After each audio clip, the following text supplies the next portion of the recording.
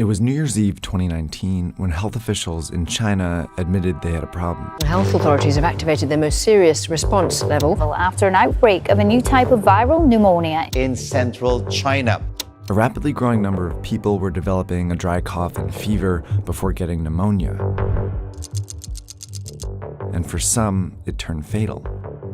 Doctors have named the disease COVID-19, or Coronavirus Disease 2019, indicating that a type of virus is causing the illness. When they tried to trace its origin, they found a likely source: this food market in Wuhan. Out of the first 41 patients, 27 had been here. It wasn't conclusive evidence, but Chinese officials quickly shut down the market.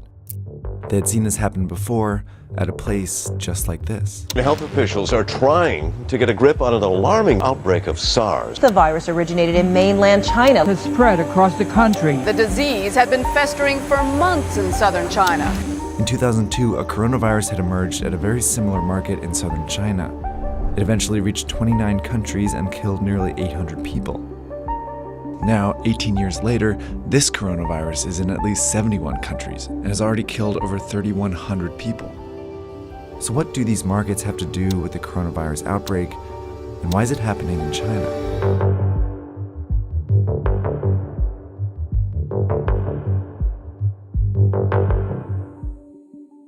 A lot of the viruses that make us sick actually originate in animals. Some of the viruses that cause the flu come from birds and pigs. HIV/AIDS comes from chimpanzees. The deadly Ebola virus likely originates in bats. And in the case of the 2019 coronavirus, there's some evidence it went from a bat to a pangolin before infecting a human. While viruses are very good at jumping between species, it's rare for a deadly one to make this journey all the way to humans. That's because it would need all these hosts to encounter each other at some point. That's where the Wuhan market comes in. It's a wet market. A kind of place where live animals are slaughtered and sold for consumption. It was not a surprise at all, and I think that it was not a surprise to many scientists. Peter Lee is a professor and expert on China's animal trade. The cages stack above one over another. Animals at the bottom are often soaked with all kinds of liquid, animal excrement, pus, blood, or whatever the liquid they're receiving from the animals above. That's exactly how a virus can jump from one animal to another. If that animal then comes in contact with or is consumed by a human, the virus could potentially infect them. And if the virus then spreads to other humans, it causes an outbreak. Wet markets are scattered all over the world, but the ones in China are particularly well known because they offer a wide variety of animals, including wildlife. This is a sample menu reportedly from the market in Wuhan. These animals are from all over the world, and each one has the potential to carry its own viruses to the market. The reason all these animals are in the same market is because of a decision China's government made decades ago. Back in the 1970s, China was falling apart. Famine had killed more than 36 million people, and the communist regime, which controlled all food production, was failing to feed its more than 900 million people. In 1978, on the verge of collapse, the regime gave up this control and allowed private farming. While large companies increasingly dominated the production of popular foods like pork and poultry, some smaller farmers turned to catching and raising wild animals as a way to sustain themselves. At the very beginning, it was mostly peasant household backyard operation of turtles, for example. That's how wildlife farming started to get off the ground. And since it started to feed and sustain people, the Chinese government backed it. So it was imperative for the government to encourage people to make a living through whatever productive activities they can find themselves in. You can lift yourself out of poverty. No matter what you are doing, that's okay. But then in 1988, the government made a decision that changed the shape of wildlife trade in China.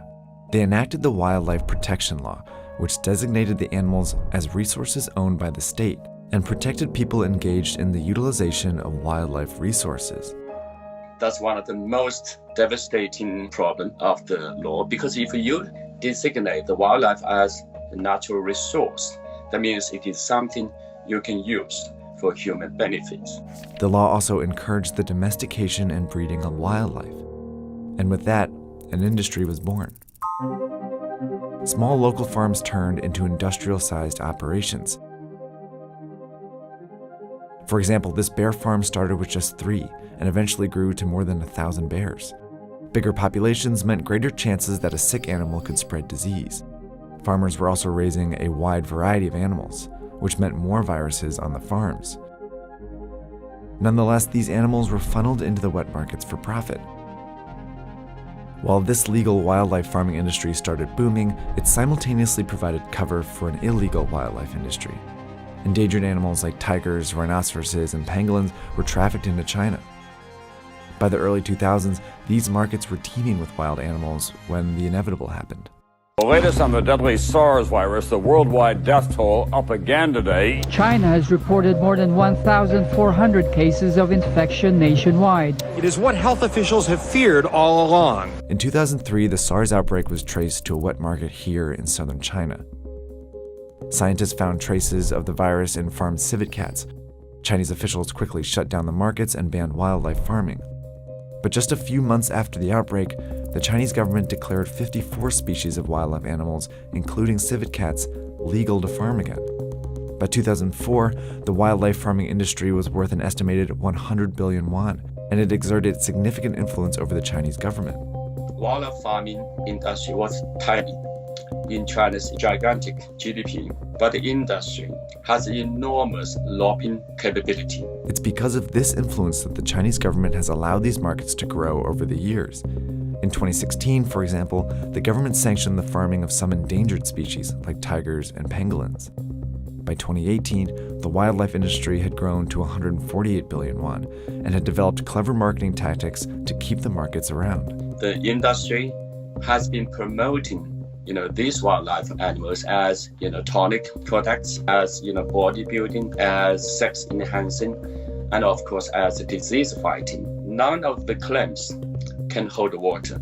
Yet these products became popular with an influential portion of China's population. The majority of the people in China do not eat wildlife animals. Those people who consume these wildlife animals are the rich and the powerful, a small minority. It's this minority that the Chinese government chose to favor over the safety of the rest of its population.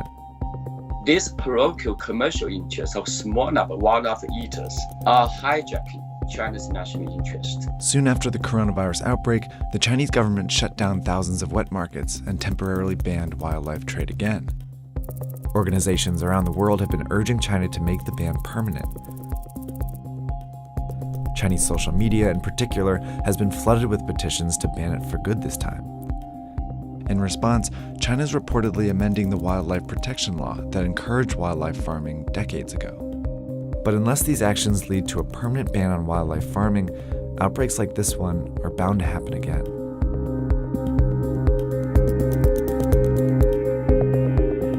For a bunch more information about China's wet markets, viruses, and wildlife, we have an episode on our Netflix show called The Next Pandemic Explained. It talks about why a coronavirus could spark the next pandemic and what the world's experts are doing to stop it.